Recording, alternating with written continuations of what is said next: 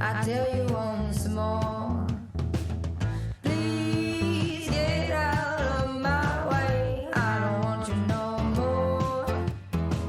We're done here, boy. I know you think you're so fine, but you can't see it. I've been wanting to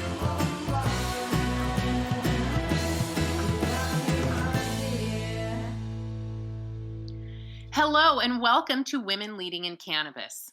I'm your host, Kyra Reed. Thank you for joining us. Our guest today is Bonita Money, creator of That Glass Jar, founder of the National Diversity and Inclusion Cannabis Alliance, NDICA, and at the helm of WomenAbuvGround. Welcome to Women Leading in Cannabis, Bonita. Thank you, Kyra. Appreciate you. Bonita stands as the only woman to acquire funding from the governor's office in California and Illinois, providing cannabis education, workforce development, and incubating folks from marginalized communities affected by the war on drugs. Today, NDICA supports social equity applicants in training, mentorship, and technical assistance on cannabis licensing, and is the sole organization in its field to be aided by the government entity. Bonita authored policy on social equity legislation and has consulted dozens of states, cities, and lawmakers on their social equity programs to create a fair, diverse, and inclusive industry. Her research into the medicinal effects of cannabis led to the creation of That Glass Jar, a topical cannabis-infused cream. To embrace diversity in all its glory, her brainchild, WomenAbuvGround, brings women of color together, introducing them to the cannabis business with the mission of generating generational wealth for the families. Going with the tag of #Let'sBudTogether, she aims to remove the stigma and unrealistic associations between legality and criminality of the green rush. Money was highlighted in Variety magazine and included in LA Weekly's People List 2017. Thanks to her continued efforts, NDICA was responsible for 20% of all expungements in Los Angeles County in 2018. CNN has covered her work in a 2019 docudrama, and Forbes went on to feature her as the first social equity hemp farmer. She has formed a partnership with the California Employment Development Department to place returning citizens in cannabis and mainstream employment by hosting monthly job fairs at state EDD offices throughout the region. Gosh, wow, Bonita. I am so excited to finally get you on the show. You are such a powerhouse woman in cannabis. Oh, thank you. I literally feel like I need 2 hours for this interview with you. But welcome, welcome, welcome. Thank you so much for sitting down with me today. Absolutely. Thank you for inviting me. So we met in 2017. And the very first time I actually met you in person was at your MJ Biz party, which actually was so fun. I still remember it to this day. And that was a crazy busy experience, but your party definitely stood out. But in all the time I've known you, I've actually never had a chance to hear your story. How did you come to cannabis? And what made you choose to just throw your entire self into the plant and the people of cannabis? Well, I come from TV and film, so I've been a producer for over 20 years. And when I was watching what was going on in the cannabis industry back in 2015, I knew that I had to get in. I just didn't understand how I was going to go in. Didn't really know what I wanted to do, but I knew I wanted to be a part of it. And just in, networking and going to events and conferences, what I realized is that there were just no folks of color. It was, you'd see a few here and there, but for the most part, they were just either being excluded or just, really didn't have the resources to be able to even afford those events and didn't have the education on how to get in or what was available to them. So this is why I created the platforms that I did as far as WomenAbuvGround, which I started in 2015. And then I started NDICA, which is National Diversity and Inclusion Cannabis Alliance, in 2018. So I just wanted to make sure that we had an inclusive industry, for people of color, especially folks that have been targeted by the war on drugs and their communities have been decimated because of the war on drugs. I think, it was just real important because you have so many folks that went to prison over this plant, and it just didn't make sense because now, folks are making billions legally. While there are still people sitting in jail. Correct. Makes no sense. I'm really curious what your vision is for the BIPOC community in cannabis. So you're dedicating your life to make really big changes. And I'm curious about kind of your vision for the end result. And I ask this kind of from a personal perspective because I myself am really involved in the day-to-day struggle for women. And I can't even believe kind of some of the things we're fighting for will ever be able to even experience. So it makes it kind of hard for me when I think about, okay, well, all these things we're fighting for, what's it going to look like when women get 40% funding and women are holding 50% of the C-suite positions and, these things that we are really working so hard to make happen. But like, I don't even know what that looks like. I don't know how that will impact the world. Do you have a vision for what it will be when the BIPOC community has their fair share in the industry? Absolutely. It'll change communities, it'll change lives. And that's the whole point, is that we want to make sure that not only are we giving licenses to a handful of people, we want to make sure that we are impacting communities that have suffered because of the war on drugs. They've been negatively impacted, and they still haven't, been able to really build their communities back up. And so, what I want to see is generational wealth for these folks of color, and I want to make sure that we have community reinvestment. So, in a lot of states, like for instance, California, Illinois, Virginia is moving towards that. Also, New York, they all have community reinvestment funds that come from the cannabis tax dollars. And so, like 30% from Virginia, 40% of the tax money from New York will go into this community reinvestment. So it'll go to organizations that work in the communities, and this is so important because, again, I think these type of things are being overlooked. And, we start with changing policy. And that's what's important at this point, is to make sure that across the nation, we do have social equity programs and that they're well funded, because that's been a big problem, is that there's been no funding around these programs. So we don't have a successful social equity program yet. Interesting. I'm curious, when you talk about generational wealth, do you see the cannabis industry as actually able to provide that for anybody? Do you see that as passing on, building a business and being able to pass that on through your family? And do you see that with the burden that we have of taxes, that it's actually going to be possible for someone to create that kind of wealth in this industry for themselves and their family? Well, yeah, those are good questions, because, especially with the tax issue. I mean, that's really going to have to, be worked out. They're going to have to come down on taxes. I mean, California, we're getting taxed like 45%, which makes no sense. It's just ridiculous. No other industry is taxed like that. So why are we taxed that way? I mean, really, they just think that, cannabis people have money just flowing out their ass, which is not true. And, the struggle's real. So can we possibly create generational wealth? Yeah, absolutely, if it's done right. And I just think that, this is where the education and the mentorship comes in with a lot of these folks, because when you're talking about a typical social equity applicant, the qualifications to be a social equity applicant is that you're low income, that you have a cannabis conviction, and that you come from a marginalized area that was affected by the war on drugs. So with those type of requirements, most of those folks don't have the education, nor have they run a legal business. A lot of them do come from the legacy market. But when it comes to things like compliance and being able to keep up with those things, it's very difficult. It's also quite difficult to get funding in a way that is not kind of setting the recipient of the license up to be preyed upon. No, absolutely. That's the number one barrier, is access to capital. And this is what I never understood, is that why are you rolling out these social equity programs when you don't have any funding options? That's just so crazy, because you're setting folks up to be preyed upon by these predatory investors, and they will be taken over, and they'll lose their businesses, because this is what a lot of these investors have in their mind, is just to buy these folks out in a few years. Doesn't it then just become a cheaper way to get a license, is on the back of a recipient? Absolutely. Absolutely. Ugh. And this is where, we've had to like change policy and try to get rid of those loopholes that these predatory investors are basically sliding through. And it's really, really just disappointing to see that folks really aren't supporting social equity. And it's amazing how greedy people are. They just don't want other folks in the industry, and it just doesn't make sense. And not everybody's going to be able to benefit.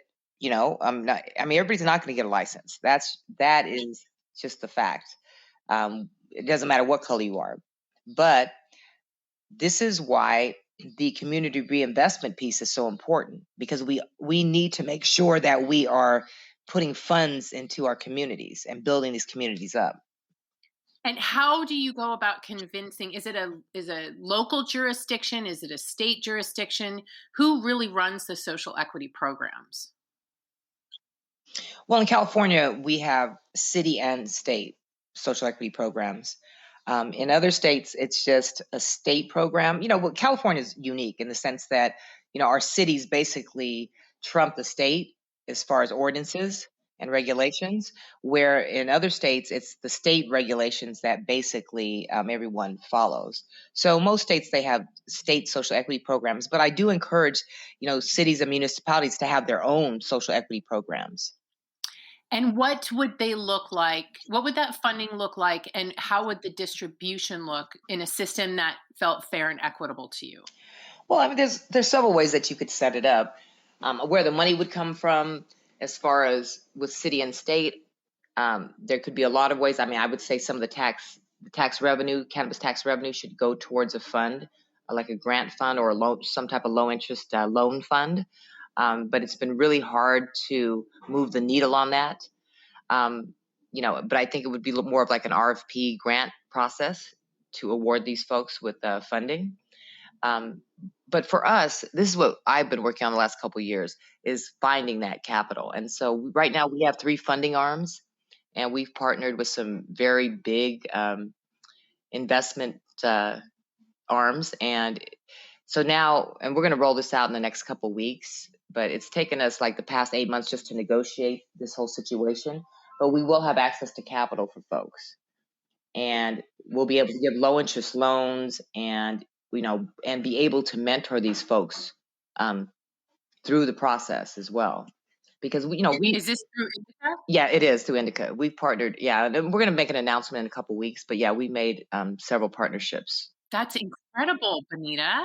Yeah, it is. It's a big move in the sense that we've never had that, and it's something that we've needed. So that's one of the things I had to focus on the last couple of years, is just finding those funding arms that were going to make sense for folks.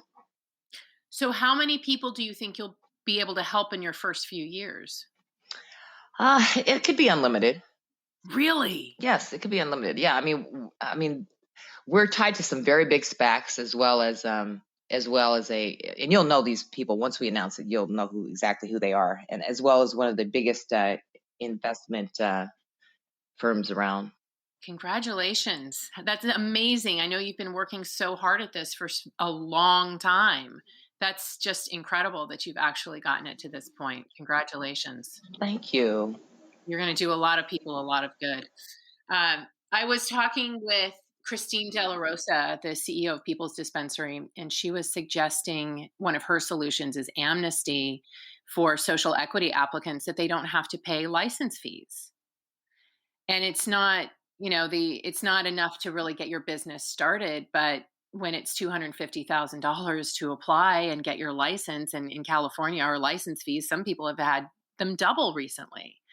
That's got to be a huge burden to take off. So I'm just curious what you thought of that idea in all of this scope of social equity. No, absolutely. They should either have reduced fees or a deferment program, which LA has one, but it hasn't really been implemented. And this is the problem, is that they have these type of programs, but I'm not seeing them being rolled out. So in LA, we were supposed to have a whole technical assistance program, business development, education, a fee deferment for application fees and licensing fees. And they've just been slow to roll everything out, which has been problematic in the sense that a lot of people were holding on to buildings. And, one of my friends, she's already spent $1 million in just licensing fees, real estate, all that, and still does it, and still not operating.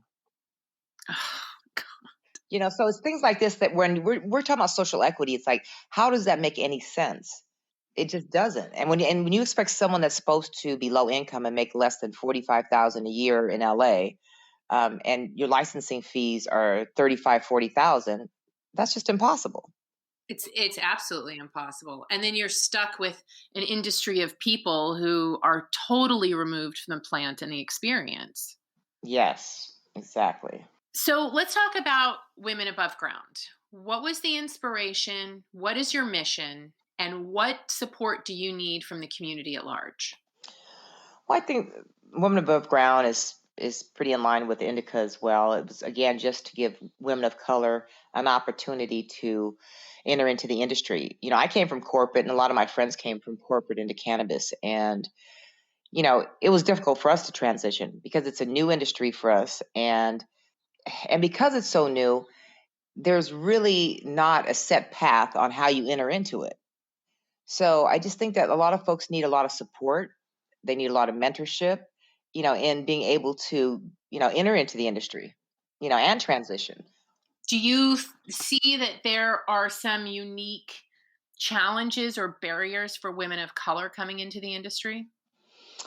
Yeah, I think for people of color overall, there's barriers. I think as in any industry, people of color have, there's discrimination, there's racism, there's those real barriers, and the opportunities aren't so they aren't so abundant for people of color, and this is what we need to really be mindful of, and really create these. It's like, the whole workforce development program that I have, it's really geared towards assisting people of color from marginalized communities and a lot of returning citizens to be able to work in the industry. Because again, not everyone's going to hold a license and be able to own a cannabis business, but they can be in the industry in some way. And right now, I mean, this is where a lot of the jobs are. They're with these cannabis companies, and a lot of people are unemployed, especially in these marginalized communities. So it only makes sense for us to, train them and get them to work. What kind of jobs are you training them in? Is it specific plant touching, or is it all ancillary as well? It's everything. It's everything.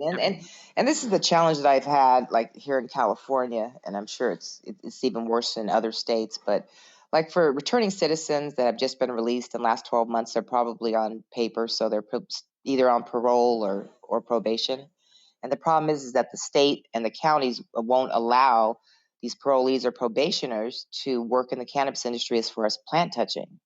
So that's been really problematic, because a lot of those jobs are going to be plant touching. But I mean, you do have other jobs like, marketing, sales, things like that, HR. But a lot of those jobs, they have to be skilled for. And so it's going to be a matter of, intense training for jobs like that, or even just C-suite positions are going, that's a whole nother level. But a lot of these guys just need entry level positions. And most of those are in plant touching, and we can't get them employed. So that's another thing I'm trying to work on, is getting the state and the county to allow these folks to be able to work in the industry. Does that also include entrepreneurship? I mean, in Women Empowered in Cannabis, I would say most of the women of color are business owners. Right. So if someone's on parole or probation, if they want to be a business owner in cannabis, it can't be plant touching, though. So it would have to be something ancillary. Wow. Well, if there's anyone listening that wants to get involved, that wants to find a way to help you and be a resource for employment, do they just go to Women Above Ground? Can they reach you that way and participate and help you out in that way? Well, they can go to NDICA, because that's where we do our workforce development, our training, our internships, mentorships. Yeah. So they could just go to the NDICA.org, and definitely they can do a inquiry and just reach out to us, because we definitely need folks that are looking to hire returning citizens, and we definitely looking for mentors We're looking for, just community partners that could help us in this movement. I get the question a lot for people who are new to cannabis. How do I run a marketing agency, I run a security agency, and we want to break into cannabis. What's the best way to break in and start to build a network? And I tell people volunteer. And I think that Indica is an incredible place to actually be able to give your time and energy and skills and expertise to help other people and be of service to this industry, because to me, that's really the best way to break in, is find a way to be of service. Absolutely. I mean, as well as I do. We started in the industry when it was very young, as far as legal industry anyway. And, again, there was really no clear pathway to get to, to where we wanted to go. So you're absolutely right. It's about, being in service and, getting a really good mentor to learn from, and just start networking and meeting the right people, because those are the ones that are going to lead you, to where you need to be. Because again, like if someone's coming from a marketing background or HR background or whatever that is, it's really just taking those skills and moving them into cannabis, because now everything that is needed in a mainstream business is now needed in the legal cannabis business. So it's just really a matter of just understanding, the cannabis industry, and then just using those skills towards that. And then knowing the right people. It still is an industry where you do need to know some of the right people. Oh, you absolutely do. You have to know the right people. And that's where the networking comes in. Mm-hmm. And that's what we've been lacking this past year with COVID is, we didn't have any of those networking events that we used to all go to and we used to all throw. So Mm-hmm. it's very Mm-hmm. difficult. So I mean, it was more of okay, let's try to meet people online, but that's just not the same. It hasn't been. And now the CDC has said masks off if you're vaccinated. So I think we're probably going to be seeing things return to normal faster than most of us expected. Oh, that's great though. I mean, I'm looking forward to that, because just that interaction is so important. We need to get back to that. Get back to Yes, our we do. networking and our yeah. So yeah. Hugs. Yeah, And exactly. good. And yeah, I miss that a lot too. I'm looking forward to MJ Biz this year. So, in addition to everything you're doing on the regulated side of cannabis, you're also a hemp farmer. Why hemp? Have you always had an affinity for agriculture? Is this a new venture for you? Tell me more. No, this is something that was about 2.5 years ago. I was mentoring some Black farmers in Wisconsin, and they had some land, and it had been in their family for probably 60 years, and they were leasing out the land to some other farmers. And I just said, wow, why don't we grow hemp? Because hemp just went legal in Wisconsin a couple years ago. So that's how we started the hemp farm. But I really wanted to make sure that we were able to basically mentor some other Black farmers, or just folks that, people of color that wanted to get into the industry. So that was a great way to, really give back and really help the community out there. That's awesome, because they still don't have any kind of cannabis program yet outside of the hemp world, do they? No, not at all. Not yet. And they're surrounded around states that do, but, that's Indiana and Mm-hmm. Wisconsin really need to legalize. Mm-hmm. Mm-hmm. You've been in cannabis for a long time. What have you seen change for the better, and what have you seen change for the worse for women and people of color specifically in this industry? Well, what I think is awesome is the fact that more states are adopting social equity programs. They really are looking at the social justice aspect of this, and really figuring out like how they can like really impact communities. When Virginia came online, it was just that was surprising, because they've always been pretty conservative. So for them to be, really about community reinvestment and equity, that was awesome. So just seeing that, move state to state, that has, I think, been monumental, because, it's been a long fight. It's been like 3.5, 4 years of fighting for equity. And so we're seeing some really positive changes. Again, we just need to make sure that these programs are moving with integrity, because, we don't have a real solid program that's worked yet, just because of, the pushback from, these predatory investors and folks that have already been in the industry and want to monopolize it. So those are the issues we have, but at least we have these programs, you know what I mean? So we can at least build on that and try to tweak them so that, we keep these safeguards up. And then I don't know, as far as, let's see, the negatives. I don't know, I just think, and maybe these have always been around, but I just think that, there's some bad players in the industry that, are continuing to navigate through the industry and victimize folks. And I just think that they need to be exposed. And because we're such a new industry, a lot of folks don't speak up about things that are going on or how they're victimized, because, it's really odd to me, because I've always been one to always speak up and, and make sure I call folks out. And a lot of people don't like that, but I just think that more people need to do that, especially when they become victims of these people. Because there's so many people that they navigate around and take advantage of folks, and nobody says anything because they think they're going to be blackballed. And that's just crazy to me.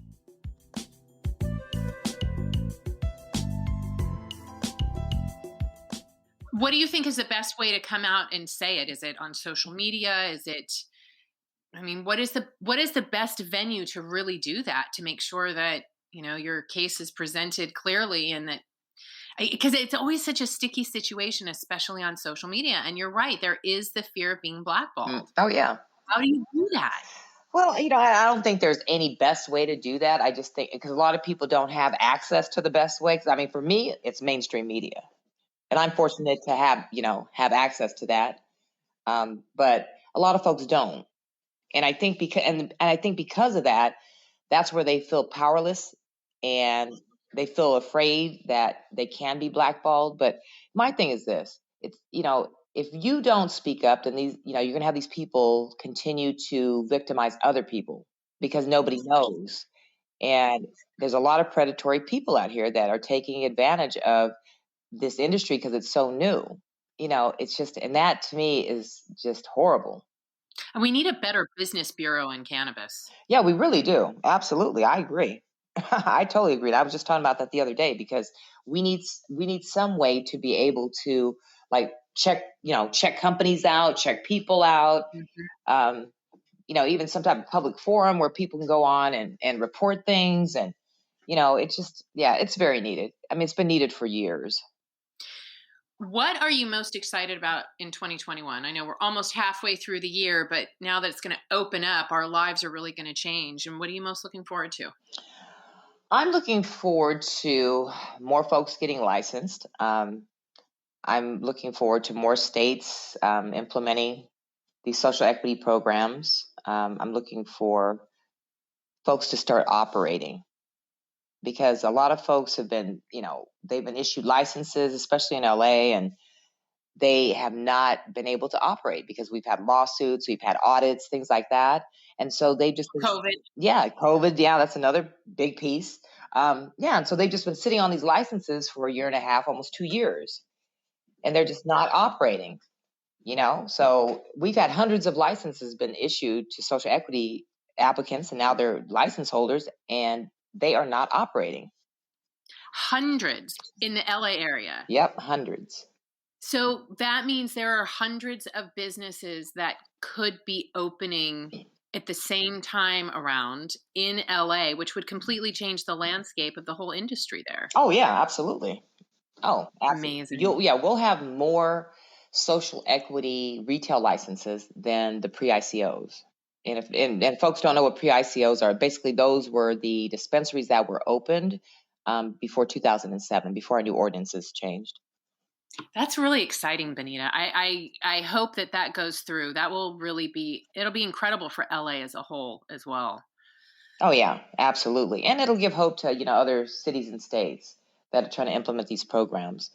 And I'm just hoping that, one city gets it right, or one state gets it right, and we have a successful model that, everybody else can follow. Who is new, fairly new, that's been doing a pretty good job with social equity? No one. Sorry to say that, but listen, I get asked that question all the time. And yeah, no one. I guess it must be, my perception is, because I've seen so many women of color surface in the community that are business owners in Oklahoma now, that must be why, because there's no cap. Oh yeah, yeah. Oklahoma's great. Oklahoma is great. Their model is one that everyone should use because there should be no cap on licensing. It's like allow the free market to decide who stays in business. Mhm. You know what I mean? It's like not everybody's going to be able to be successful, and then they'll just go out of business. But it's like don't put up the barriers so people can't even enter into the industry. Well, it's just become such a moneymaker for local jurisdictions. Well, and it would be even a bigger moneymaker if they would open it up and not put a cap on it. Yep. You know what I mean? It's like, I mean, it's all revenue, so it's like, why are you putting caps on this? It's just ridiculous. And again, you're putting barriers up to entry. Yeah. For women too, I mean, Yeah, of course. I put a license in application in Santa Monica, and they were pretty lenient. I didn't have to have real estate, and I didn't have to have funding secured, but it still cost a lot of money to get the application done, and the process and the time. And then, all of that, you turn it in, and it's we're going to give it to, we said we were going to give it to people who were from the community, but we've decided we're going to give it to the people who gave us a ton of money, Exactly. who own dispensaries in Arizona. Exactly. Well, yeah, exactly. That, and see, this is where all the MSOs come in. And right now I'm working with San Diego, and they're about to develop a social equity program, and that city's being lobbied by all these MSOs because they want the city to change their ordinances to benefit them. And the city, yeah, it's crazy. It's like, okay, how much more do you need? But, and the city's not willing to do that, which is great. The city is not willing to do anything for MSOs. They're only going to change the ordinances to benefit social equity, which is great. And as it should be. But yeah, these MSOs, again, they're throwing around a lot of money, and they're lobbying, all these cities and states, and it's so corrupt that it works. It works because it really only comes down to a few people in that government office deciding the direction of this, correct? Right. And, exactly. And there needs to be oversight. You know what I mean? There needs to be some type of oversight committee that is looking at all this. That is looking at the application process. They're looking at who's grading the licenses. They're looking at where the tax money's going, all that. It's just built for corruption when it doesn't have any oversight. Oh, yeah, absolutely. Well, this industry is definitely built for corruption, and that's what's happening. And this is why women, people of color, are being shut out. Because like you said, these application fees, are just ridiculous. Licensing fees are ridiculous, but just even getting past that application process, and then you're paying all this money and it's non-refundable. Yeah, that's the other part of it, is that you put all that time and money in, like you were talking about your friend who's $1 million in the hole now, because I know in LA you've got to have that real estate. Right. Exactly. It's sitting empty. That is a completely unfair burden. What other industry does that to somebody? No one. I mean, exactly. What other industry do you need a building to get a license? That you have to hold on to the whole time. Right. And not only that, but you have to apply for a license and pay all these like ridiculous application fees, and there's no guarantee that you'll even get it. That's a lot to ask. I mean, that's a huge ask to ask for folks that don't really have that type of capital. Mm-hmm. And then it is hard to get because it is cannabis. It's a never ending kind of loop where there's just no opportunity for anyone outside the white man who's got the money. Right. And then they build these companies in our industry that just, look, there are some great companies. It is not, white men are not a monolith either. Right. But, you don't see that the companies at the top that just crash and burn and embarrass the industry as a whole are not led by women and people of color. Exactly. Absolutely. And the thing about it is I'm not saying, okay, let's get, these white men out of the industry. My thing is that let's just make it a fair and inclusive industry. Yeah. Let's just give opportunity to everybody. Yes. That's all. You know what I mean? It's like, yeah, nobody's trying to ban anybody or exclude anybody. It's just that, again, we don't want other people excluded either. No. And when there is so much evidence that women and people of color have a higher rate of return on investment, lower turnover of employees, they meet their goals faster.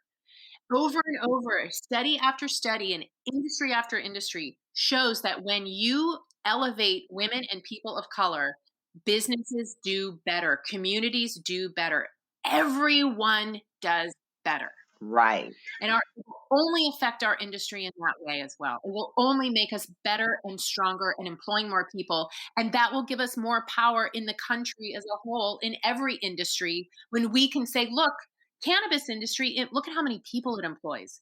Look at how many people it allows to live the American dream because they can start their own businesses and they aren't held back because they're women or people of color. Exactly. We do have that opportunity in this industry, and I hope for that. And so I really support everything that you're doing, and I really hope that anyone listening that has the inclination to reach out to Bonita, to reach out to her organizations and support them. She's doing great stuff. She is going to make a difference in this industry, and we should stand behind her and help her with what she's doing. Thank you. Yeah, and if anybody, again, if anybody needs assistance in, entering into the industry, definitely reach out to us because that's what we're here for. So we're in 5 different states as well, and we want to be able to assist, and there's a lot of barriers, and people just don't understand how to enter into the industry. They don't have the resources to really get through the process. So if they need any type of assistance, we're here, so they can reach out to us. Recommend your friends. If you know people who are looking for that help, who want to get into the industry, this is an open door for them. Okay, Bonita, before we end, I've got another question for you. I want to hear one thing that you're most excited about and one thing you're most concerned about federal legalization. I'm excited that we can open the doors to a lot more folks once we go federal. And not like that, but I think businesses will be able to thrive on a positive note. But I think my biggest fear is that we're going to be taken over by big business, by the big boys. And if folks don't have a real footprint in the industry at that point, they're not going to be able to exist. Oh, that is my big fear too. Yeah, and it's real though. I mean, that's very real. I mean, that's a reality. We know that's going to happen. We know that the big boys are going to step in. And so, how do we make it, fair for, again, women and people of color, or just people, period, that don't have the capital to go against these folks? Mm-hmm. Yeah, this is really, it's hurting in our Emerald Triangle legacy market now too. Oh, of course. Yeah, that's been happening. Yep. Yeah, it's a big concern. So, yeah, I mean, as much as, I can appreciate us being federally legal with, with banking and all that, because that's going to help with our banking and a lot of those type of issues. Are we even going to be able to survive with the big boys in the industry? My hope is that our workaround is, okay, you can have banking. Okay, the East Coast is forcing interstate commerce now.